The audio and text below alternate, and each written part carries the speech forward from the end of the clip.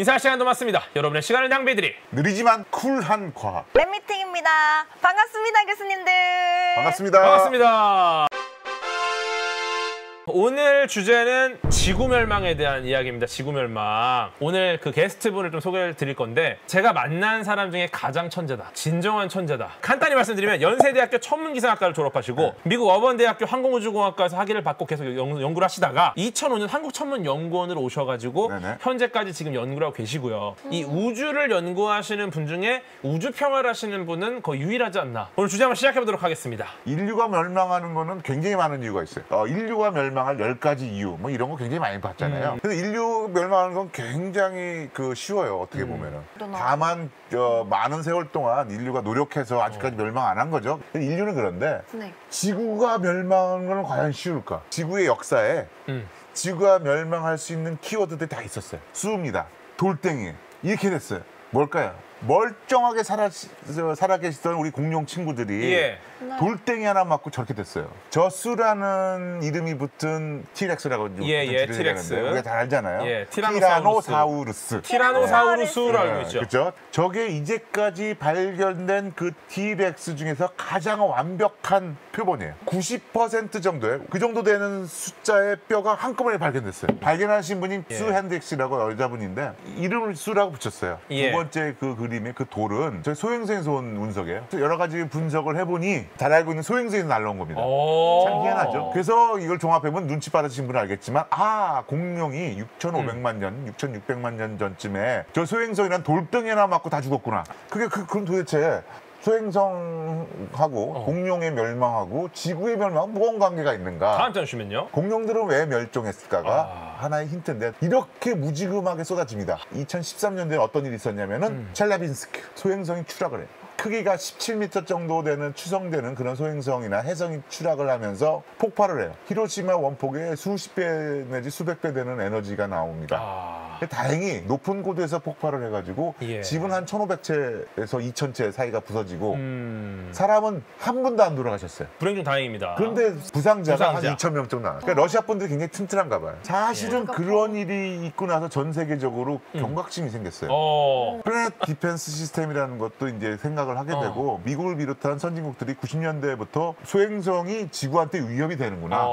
준비를 하자. 드디어 리포트가 나옵니다. 야, 드디어. 거의 한 20몇 년 걸렸죠. 그렇죠. 이제 많은 나라들이 그럼 소행성에 대해서 연구를 해야 되겠다. 이게 이제 백그라운드 스토리고요. 그렇죠. 자, 이 부분이 어디냐면은 여러분 잘 걸프 멕시코를 해가지고 미국 텍사스 남부 그다음에 멕시코의 이제 동쪽입니다. 그래서 걸프만이라고 부르고 저기서 석유가 무진장 나옵니다. 역시 그 석유 회사에서 탐사하다가 1970년대 말쯤에 이상한 걸 발견한 거예요. 저 유카탄 반도에서 그게 발견된 거예요. 도대체 뭐야? 그래서 봤더니 소행성의 충돌 크레이터였던 거예요. 칙슬로브 이제 크레이터라고 부르는데 저게 어마어마한 겁니다. 크기가 거의 한 150km, 한 200km 정도 되고 외륜 잘 보존돼 있어요. 바닷속에서. 바로 저렇게 이쁘게 났는데 사이즈가 저거의 수백 배라고 생각합니다. 근데 그때까지만 해도 공룡이 왜 갑자기 6,600만 년 전쯤에 멸망은 잘 몰랐어요. 굉장히 많은 가설만 있었어요. 칙슬로브 붕괴가 나오면서 얘가 스모킹건이네. 얘가 죽였네. 자, 그래서 봤더니 지금 그림에 보이면은 전 세계적으로 찾다 보니까 어마어마한 크레이터들이 발견된 거예요. 그 칙슬로브 분화구 정도보다 더 큰 것들이 발견됐어요. 거의 한 200개 넘는 그 분화구가 있어서 야, 이거 너무하다. 도대체 왜 이렇게 두드려 맞았냐.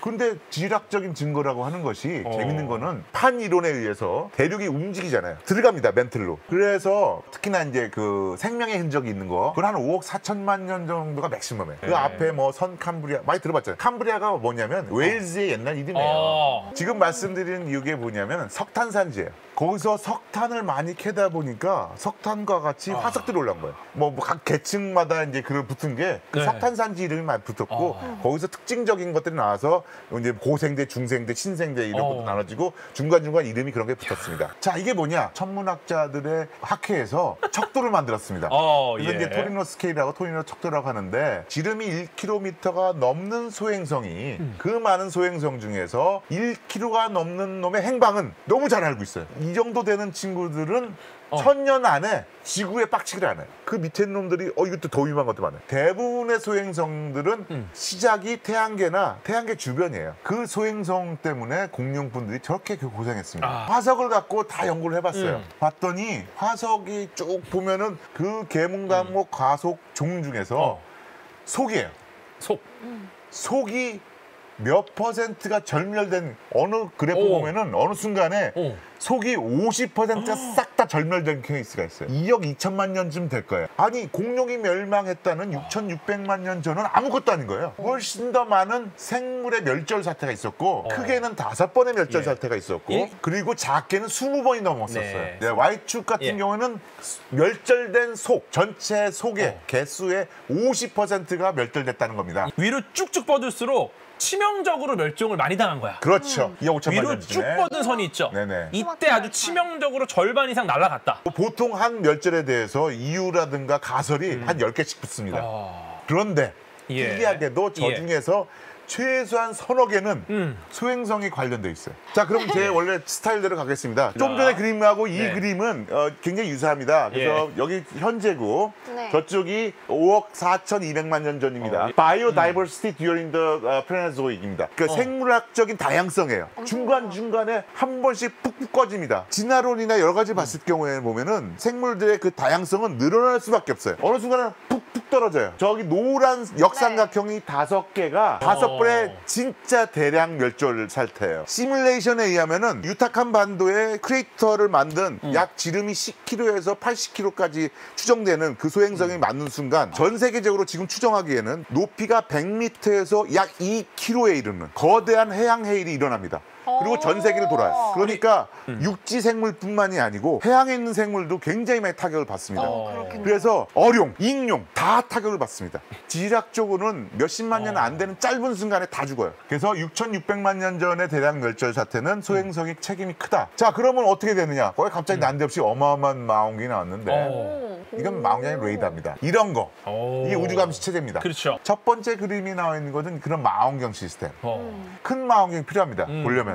좀 전에 두 번째 레이더는 뭐가 있냐면 자세하게 형태나 이런 걸 측정을 합니다. 그와 더불어서 그런 관측이 굉장히 중요하고 그 마지막 세 번째 그림이 나온 건 뭐냐면 저기 이제 락히드 마틴에서 갖고 있는 스페이스 펜스의 시뮬레이션 모형이에요. 사실은 저 저궤도랑 그 정지궤도 위성들을 추적하고 관리하는 감시하는 시스템이에요. 분석을 하고 그걸 추적하는 걸 만듭니다. 다이노토피아라고 저희 딸애가 굉장히 좋아하는 그 작가인데 이게 공룡이 살아남아서 인류들과 같이 공존하면 어땠을까라고 하는 상상의 도시입니다. 바로 저겁니다. 예. 공룡과 인류가 다른 거. 공룡은 망원경을 발견을 못한 거고 우리 인류는 허이겐스 이후로 망원경을 잘 만들었죠. 인류는 소행성은 레이더보다는 망원경을 관찰을 해야 그쵸. 됩니다. 자, 그래서 공룡이 저렇게 됩니다. 둘이 4,000시간이랍니다. 그렇죠. 저렇게 된 겁니다. 망원경을 못 만들면 저렇게 된다. 제가 얼마나 많이 두들겨 맞았을까. 요것이 이제 아주 문제의 사진입니다. 예. 일본 가구야 위성 달 탐사선에 실려갔던 예. 여러 가지 이제 장비를 가지고 관측해 본 결과면은 저거 보니까 엄청난 거예요. 그러니까요. 그 숫자라든지 예. 그 빈도수가. 그래서 자, 이거는 볼라이드라고 해서 화구라고 하죠. 이 그림의 가운데 러시아의 첼레벤스키 저쪽에 빨간 거 보이시죠? 네. 예.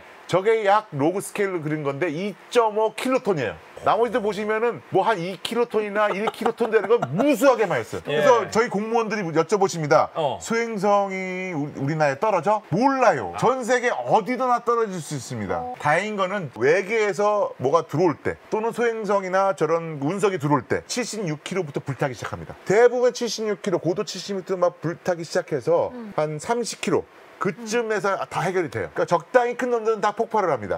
에너지를 못 견뎌가지고. 그렇죠. 그러나 다행이다. 사이즈가 커서 한 100m쯤 되기 시작하면은 얘가 폭발할 겨를 없이 들어옵니다. 보통 이제 저희가 위험한 사이즈 140m를 봐요. 지름이 한 140m가 넘어가는 소행성이라 하면 이놈이 대기권을 아주 가뿐하게 추락해요. 뚫고 들어와서 직접적으로 사이즈를 다 보존한 채로 지상에 폭발할 수 있습니다. 그러면은 그렇게 기분 좋은 일이 일어나진 않아요. 2013년도 러시아 첼라빈스키 상공에서 지름이 한 17m에서 20m쯤 되는 소행성이 추락을 합니다. 다행히 한 고도 한 30km 이상에서 폭발을 했어요. 그럼에도 불구하고 주변에 파편을 굉장히 많이 뿌립니다. 자연이 이렇게 무서워요. 인류가 아무리 노력해도 자연을 이길 수는 없어요. 예. 그렇게 에너지가 큰 이유는 순전히 딱 속도 때문에 그래요. 초속으로 한 10km에서 아주 빠른 경우 한 70km까지. 에너지는 어떻게 됩니까? 2분의 1 MV 제곱. 운동 에너지죠? 예. 자, 그러면 속도는 렉처님 갑자기 너무 속도의 어려워하시는데. 제곱에 비례해요.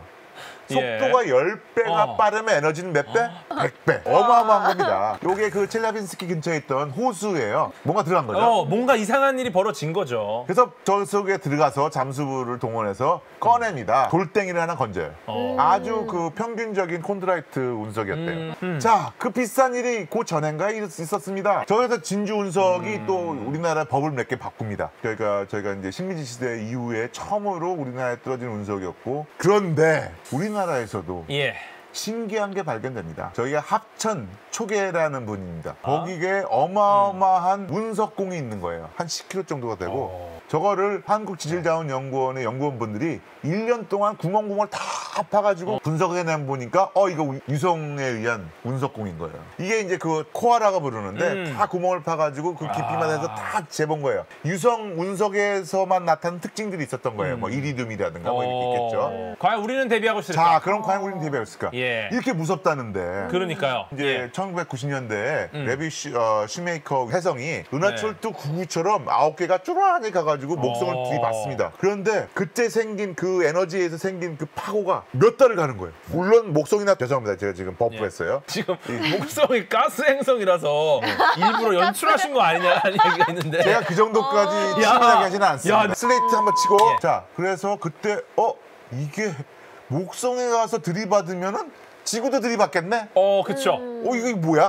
가만 있어봐. 이거 좀 생각 좀 해봐야겠네? 라고들 생각을 했어요. 그게 이제 아버지 부시 때부터 이제 시작을 합니다. 아버지 부시 대통령 뭐 그전부터 있었습니다만 미국을 위시한 서구에서 소행성에 대한 위협이 실존하는구나. 천문학자들이 뻥을 치는 게 아니구나. 그로부터 한 25년 후에 미 백악관에서 대통령 이제 보고서가 나옵니다. 플래닛 디펜스. 예. 어떻게 할 건가? 그래서 원래 계획은 2030년 또는 2020년대까지 웬만한 걸 다 찾자. 너무 힘든 거예요. 찾는 것은 과학자들에게 쉽지 않은 일이었다. 네. 그래서 이제 여러 가지 이제 이슈가 있었지만 이제 천천히 이제 대들갑니다. 이게 사람들이 다 모였어요. 괜히. 다 모였습니다. 도쿄에서 과학자들이 모였어요.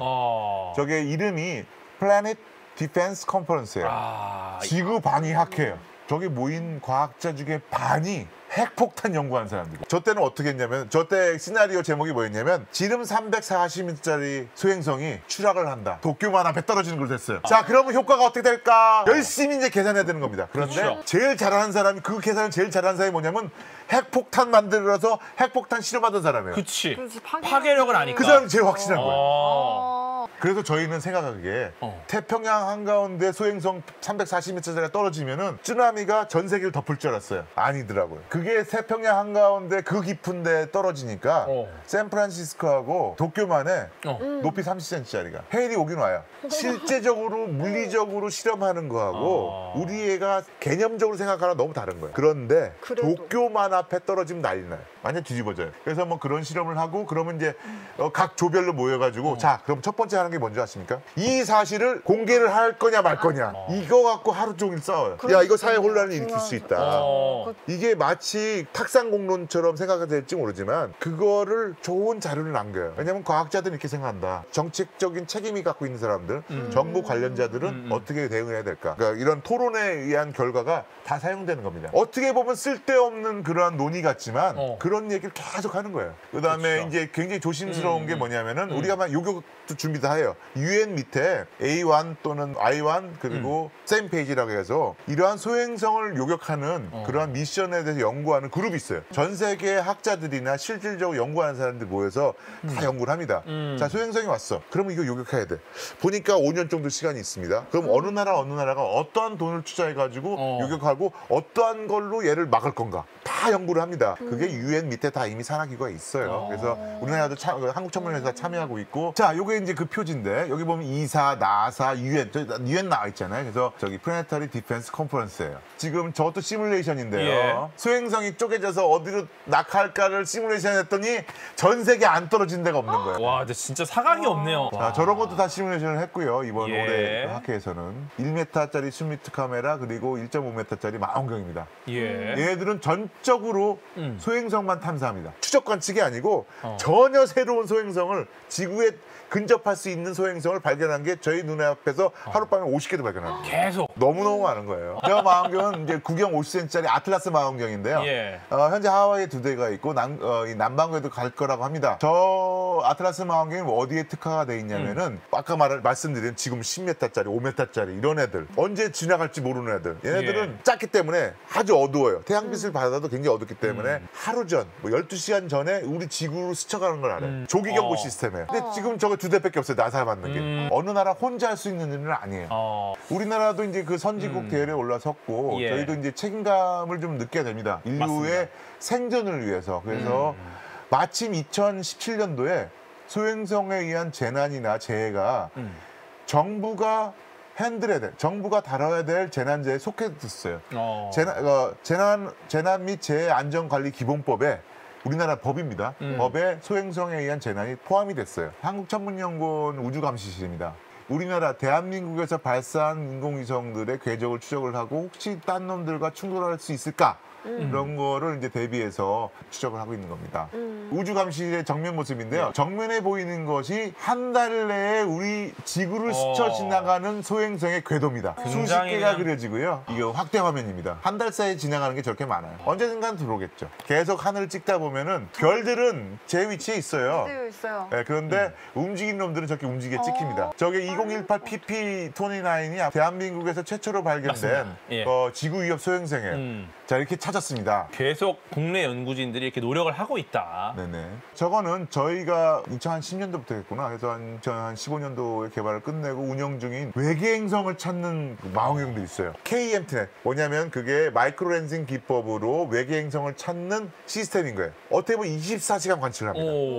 이게 아주 독특한 시스템이고 굉장히 많은 성과를 내고 사람을 갈아 넣어서 관측을 하고 있어요. 막 쉬지 않는 관측. 그걸 바탕으로 저희가 지구 위협 소행성만 전문적으로 찾는 망원경을 개발하고 있습니다. 앞으로 한 5년 내에 세계 최초로 남반구에서 지구 위협 소행성만 찾는 전용 망원경이에요. 그래서 지구 위협 소행성으로부터의 위협을 최대한 줄이려고 하는 것이 저 망원경의 연구 목표예요. 오늘 정말 즐거운 방송 지구멸망 말씀해 주셔서 감사드리고 네. 마치도록 하겠습니다.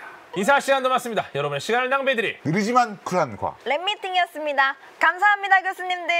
고생하셨습니다. 감사합니다.